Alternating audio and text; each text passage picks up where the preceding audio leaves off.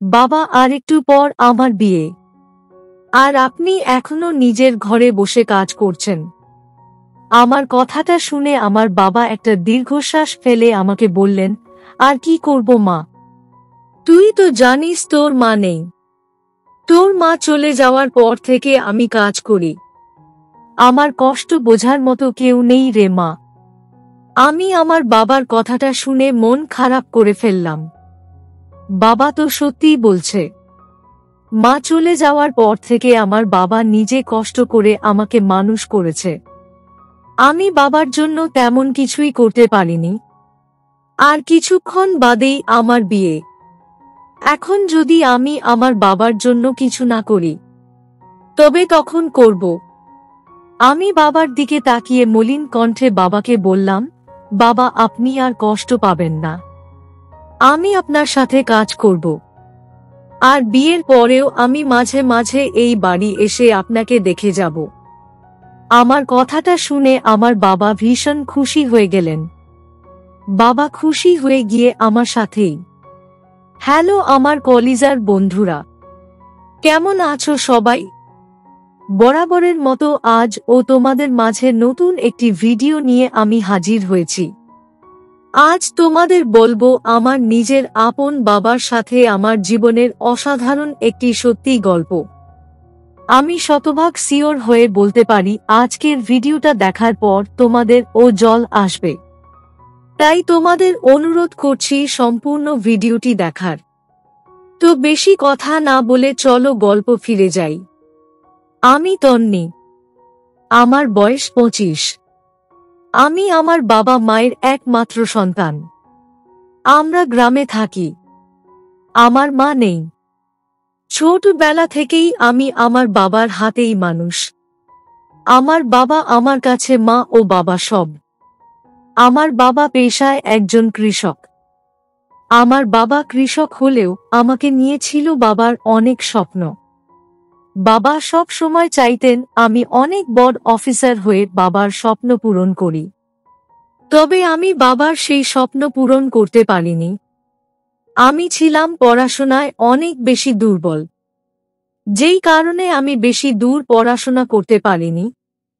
আমি ছোটবেলা থেকে দেখতাম আমার বাবা অনেক বেশি পরিশ্রম করেন। বাবা সারা দিন পরিশ্রম করে রাতেই দিকে হাট থেকে বাড়ি ফিরতেন। বাবা বাড়ি ফেরার সময় আমার জন্য অনেক কিছু নিয়ে আসতেন। আমার দাদা, দিদা সহ চাচা, চাচিরা সবাই আমার বাবাকে অনেকবার বলেছেন বিয়ে করতে। কিন্তু আমার বাবা বরাবর তাদের বলেছে যে তিনি চান না আমি কষ্ট পাই। তাই তিনি আমার কথা চিন্তা করে বিয়ে করেননি। আমি আমার বাবার চোখে মনি। আমি বাবার কাছে যা চাইতাম বাবা আমাকে তাই এনে দিতেন। কখনো আমাকে না করতেন না। আমি এমন একজন আদর্শ বাবা পেয়ে নিজেকে ধন্য মনে করতাম। আমার দিনকাল ভালোই চলতে থাকল। কোনো কিছুর অভাব ছিল না আমাদের। আমি সব সময় আমার বাবার সব কথা শুনতাম। বাবা যখন কৃষি কাজ করার জন্য মাঠে চলে যেত, তখন আমি নিজের বান্ধবীদের সাথে আড্ডা দিতাম, গল্প করতাম। আমার বেশ ভালোই লাগতো বান্ধবীদের সাথে আড্ডা দিতে। একদিন আমি আমাদের বাড়ির সামনে অনেক সময় ধরে অপেক্ষা করলাম আমার সবথেকে কাছের বান্ধবী তনুজার জন্য। কিন্তু তনুজা আজ আসলো না। তনুজাকে না পেয়ে আমি আপন মনে সিদ্ধান্ত নিলাম যে তনুজাদের বাড়ি গিয়ে দেখি সে কোথায় আছে। আমি আমার ভাবনা মতোই আমার সবথেকে কাছের বান্ধবী তনুজাদের বাড়িতে চলে গেলাম। আমি তনুজাদের বাড়িতে যেতেই দেখতে পেলাম তনুজা বাড়িতে নেই। তনুজার ছোট ভাই তনয় তনুজাদের বাড়ির গেটের সামনে বসে আছে। আমি তনুজার ছোট ভাই তনয়কে জিজ্ঞেস করলাম, তনুজা বাড়িতে নেই তো কে আছে বাড়িতে? তনয় আমার প্রশ্ন শুনে আমাকে বলল, বাড়িতে শুধু বাবা আছে, আর কেউ নেই। আমি তনয়ের কথাটা শুনে খানকে অবাক হলাম। আমার অবাক হবার পেছনে একটা কারণ আছে। আর সেই কারণটা হলো তনুজার জুতোগুলো বাড়ির গেটের সামনে আছে। তার মানে কি তনয় আমাকে মিথ্যা বলছে? না, তনয় আমাকে মিথ্যা বলতে পারে না, কারণ তনয়ের মিথ্যা বলার তো কোনো কারণ ও নেই। কিন্তু তবুও যে আমার মনের মাঝে সন্দেহ হচ্ছে, বারবার মনে হচ্ছে যে তনয় নিশ্চয়ই আমাকে মিথ্যা বলছে। আমি আপন মনে কথাগুলো চিন্তা করে অতঃপর তনয়ের সামনে থেকে চলে আসি। আমি তনুজাদের বাড়ির সামনে দিয়ে চলে আসার সময় আচমকা তনুজার কণ্ঠস্বর শুনতে পেলাম। তনুজার কণ্ঠস্বরটা ঘরের ভিতর থেকে আসছে। তনুজা যদি বাড়িতেই না থাকে, তবে তনুজার কণ্ঠস্বর কি করে আসলো? আমি বিষয়টা নিয়ে এখন খুব বেশি কিউরিয়াস হয়ে গেলাম। আমি নিজের মনের মাঝে থাকা প্রশ্নগুলোর উত্তর খোঁজার জন্য চলে গেলাম আবার তনুজার বাড়ির দিকে। আমি তনুজার বাড়ির সামনে আসতেই সোজা বাড়ির ভিতরে প্রবেশ করলাম। আমি তনুজার বাড়ির ভিতর প্রবেশ করে সোজা চলে গেলাম তনুজার ঘরের দিকে। আমি তনুজার ঘরের সামনে আসতেই যা দেখতে পেলাম, তা দেখার জন্য আমি মোটেও প্রস্তুত ছিলাম না। আমি দেখতে পেলাম তনুজা তার ঘরেই আছে, আর তনুজা নিজের বাবার সাথে কাজ করছে।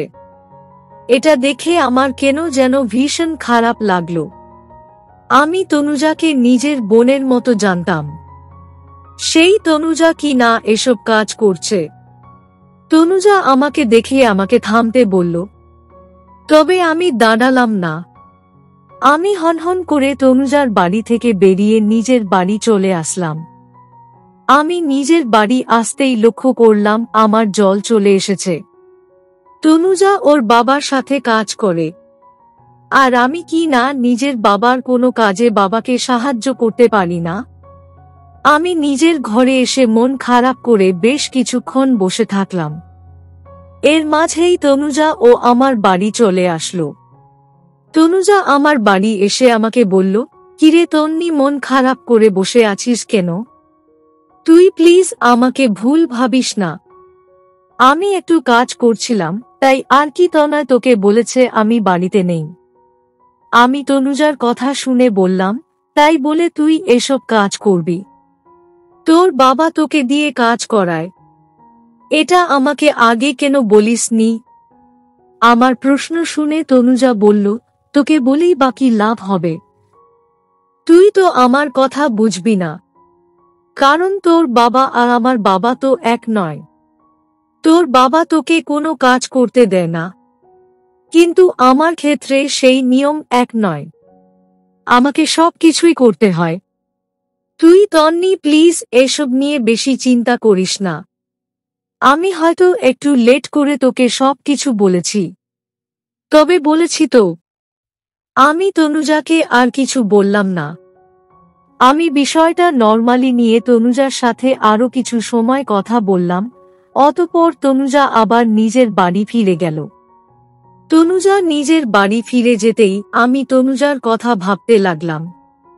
তনুজার কথা মাথা থেকে ঝেড়ে ফেলে দিয়ে আমি নিজের কিছু কাজ করে নিলাম। রাতের দিকে বাবা হাট থেকে বাড়ি ফিরে এলো। আজ বাবার ক্লান্ত মুখটা দেখে আমার মনের ভিতর খানেক অদ্ভুত আচরণ করে উঠল। আমি বাবাকে জিজ্ঞেস করলাম, বাবা, আপনার জন্য লেবুর জল তৈরি করে দিব? বাবা মুচকি হেসে বললেন, দে মা, আজ একটু বেশি ক্লান্ত লাগছে। এই বলে বাবা নিজের ঘরের দিকে চলে গেলেন।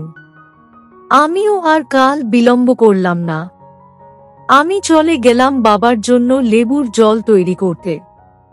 আমি বাবার জন্য লেবু জল নিয়ে বাবার ঘরে আসতেই বাবা আমাকে বলল, তন্নি মা, তোকে একটা কথা বলার ছিল। তুই যদি রাগ না করিস তো কথাটা বলতাম। আমি বাবাকে বললাম, কি কথা বাবা? বলো না বাবা। আমার কথাটা শেষ হতেই বাবা আমাকে বললেন, তুই তো জানিস মা, তোর মা নেই। তোর বাবা ও আমি, আর তোর মা ও আমি। তোর বয়স হয়েছে, তোর একটা ভবিষ্যৎ আছে। আমি একটা ভালো ছেলে পেয়েছি, আর সেই ছেলের সাথে তোর বিয়ে ঠিক করেছি। তুই কি এই বিয়েতে রাজি আছিস মা? আমি আমার বাবার কথাটা শুনে বললাম, বাবা, আপনি আমার জন্য যেই সিদ্ধান্ত নেবেন সেটা আমার জন্য ভালোই হবে। আমি আর কিছু বলতে চাই না বাবা, যেটা ভালো হয় সেটাই করুন। বাবা আমার কথা শুনে বুঝতে পারলেন আমি রাজি আছি বিয়ের জন্য। অতঃপর আমি আর বাবা মিলে একসাথে রাতের খাবার খেয়ে নিলাম। রাতের খাবার খেয়ে নিয়ে আমি নিজের ঘরে চলে আসি। আমি নিজের ঘরে ঘুমাতে চলে আসার পর আপন মনে চিন্তা করছি আমার বাবাকে নিয়ে। আমি চিন্তা করছি আমার বিয়ে হয়ে যাওয়ার পর আমার বাবার কি অবস্থা হবে, কে আমার বাবার খোঁজ রাখবে, আমার বাবা কার কাছে থাকবে। আমি এখানে আছি, বাবার খোঁজ রাখতে পারছি। আমার বাবার যে আমি ছাড়া আর আপন বলতে কেউ নেই। আমি আপন মনে বাবার কথা চিন্তা করছি। আমার চোখের কোণে জল চলে আসলো। আমি জল মুছে ফেলে বিছানা থেকে উঠে পড়লাম। আমি বিছানা থেকে উঠে পড়ে সোজা চলে গেলাম আমার বাবার ঘরের দিকে। আমি আমার বাবার ঘরের দিকে চলে আসতেই ভীষণ রকম চমকে উঠলাম। আমি দেখতে পেলাম আমার বাবা নিজের ঘরে বসে হাতের কাজ করছে। আমি দরজার আড়ালে দাঁড়িয়ে বাবাকে দেখছি। এত রাত হয়ে গেছে, এখনো বাবা জেগে আছে। আমি বাবার ঘরের সামনেই দাঁড়িয়ে আছি, তবে ভিতরে আসার সাহস আমার নেই। আমি বেশ কিছু সময় দাঁড়িয়ে থাকার পর আবার নিজের ঘরে চলে আসলাম। আমি নিজের ঘরে চলে আসতেই আমার চোখের সামনে বাবার মুখটা ভেসে আসতে থাকলো। এইদিকে আমার জল চলে এসেছে। আমি আর ঘুমাতে পারলাম না। আমার মনটা আজ ভীষণ অশান্ত হয়ে আছে। আমি নিজের মনকে শান্ত করার জন্য চলে গেলাম আমার ঘরের জানালার দিকে। আমি জানালার সামনে এসে দাঁড়িয়ে আপন মনে অনেক কিছু নিয়ে চিন্তা করছি। বাবাকে একা রেখে যেতে আমার মোটেও ইচ্ছে করছে না। এইদিকে দেখতে দেখতে আমার বিয়ের দিন চলে আসলো। বিয়ের দিন সকালে আমি বিয়ের পোশাকে তৈরি হয়ে নিয়েছি। সকাল থেকে বাড়িতে অনেক অতিথি এসেছে।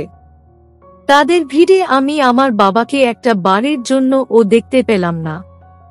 আমি বাবাকে খুঁজতে গিয়ে দেখি বাবা তার নিজের ঘরে বসে কাজ করছে।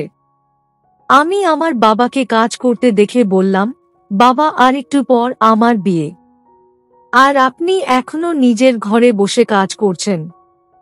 আমার কথাটা শুনে আমার বাবা একটা দীর্ঘশ্বাস ফেলে আমাকে বললেন, আর কি করব মা, তুই তো জানিস তোর মা নেই। তোর মা চলে যাওয়ার পর থেকে আমি কাজ করি। আমার কষ্ট বোঝার মতো কেউ নেই রে মা। আমি আমার বাবার কথাটা শুনে মন খারাপ করে ফেললাম। বাবা তো সত্যি বলছে। মা চলে যাওয়ার পর থেকে আমার বাবা নিজে কষ্ট করে আমাকে মানুষ করেছে। আমি বাবার জন্য তেমন কিছুই করতে পারিনি। আর কিছুক্ষণ বাদেই আমার বিয়ে। এখন যদি আমি আমার বাবার জন্য কিছু না করি, তবে তখন করব। আমি বাবার দিকে তাকিয়ে মলিন কণ্ঠে বাবাকে বললাম, বাবা আপনি আর কষ্ট পাবেন না। আমি আপনার সাথে কাজ করব। আর বিয়ের পরেও আমি মাঝে মাঝে এই বাড়ি এসে আপনাকে দেখে যাব। আমার কথাটা শুনে আমার বাবা ভীষণ খুশি হয়ে গেলেন। বাবা খুশি হয়ে গিয়ে আমার সাথেই কাজ করা শুরু করলেন। আমি বাবার সাথে হাতে হাতে কাজ করলাম। আমার মতো ভাগ্যবতী আর কেউ কি আছে? এমন বাবা তো আর সবার ভাগ্যে হয় না। আমি আমার বাবার সাথে প্রায় ঘন্টা খানেক সময় কাজ করলাম। এর ভিতর ছেলের বাড়ির লোকজন চলে আসলো। আর নিয়ম মেনে আমার বিয়ে হয়ে গেল। বিয়ে হয়ে যাওয়ার পর আমি আমার শ্বশুর বাড়ি চলে গেলাম। আমার সংসার হয়তো ঠিক চলছিল, তবে আমার মনটা আমার বাবার জন্য সব সময় কাঁদত। আমি মাঝে মাঝে বাবার বাড়ি চলে আসতাম, শুধুমাত্র আমার বাবাকে দেখার জন্য। অতঃপর আর কি, আমি যখন আমার বাবার বাড়ি আসতাম তখন নিজের সব কাজ করতাম, বাবার সাথে অনেক গল্প করতাম। আমার ভালোই লাগতো খুব। আমার মা হয়তো ছিল না, তবে আমার বাবা কখনো আমাকে মায়ের অভাব বুঝতে দেয়নি। তিনি সব সময় আমাকে আগলে রেখেছেন। আমার মন খারাপের সময় তিনি আমাকে খুশি করতে ব্যস্ত হয়ে পড়তেন। সেই বাবার জন্য যদি আমি কিছুই করতে না পারি, তবে সেটা আমার ব্যর্থতা হতো। আমার বাবার মতো মানুষ হয় না। তিনি এক কথায় আমার কাছে আমার পুরো পৃথিবী। বিয়ের পর আমি আমার স্বামীর সাথে কথা বলে আমার বাবাকে আমাদের ওখানে নিয়ে যাই। অতঃপর আমার আর কোনো চিন্তা থাকে না আমার বাবার জন্য। আমি এখন অনেক খুশি আছি। আর বিধাতার কাছে প্রার্থনা করি বিধাতা যেন আমাকে সব সময় এমন করেই খুশি রাখেন। তো বন্ধুরা, এই ছিল আমার নিজের আপন বাবার সাথে আমার জীবনের একটি সত্যি ঘটনা। তোমাদের কেমন লাগলো আজকের গল্পটা? অবশ্যই কমেন্টে জানাবেন। প্রিয় বন্ধুরা, আজকের ভিডিওটি এখানেই শেষ করলাম। যদি আমাদের ভিডিওটি আপনাদের ভালো লেগে থাকে তবে একটা লাইক করবেন এবং চ্যানেলটি সাবস্ক্রাইব করবেন। আজকের জন্য আপনাদের কাছে বিদায় নিচ্ছি। দেখা হবে আগামীকাল নতুন একটি ভিডিও নিয়ে। সে পর্যন্ত সবাই ভালো থাকবেন। ধন্যবাদ।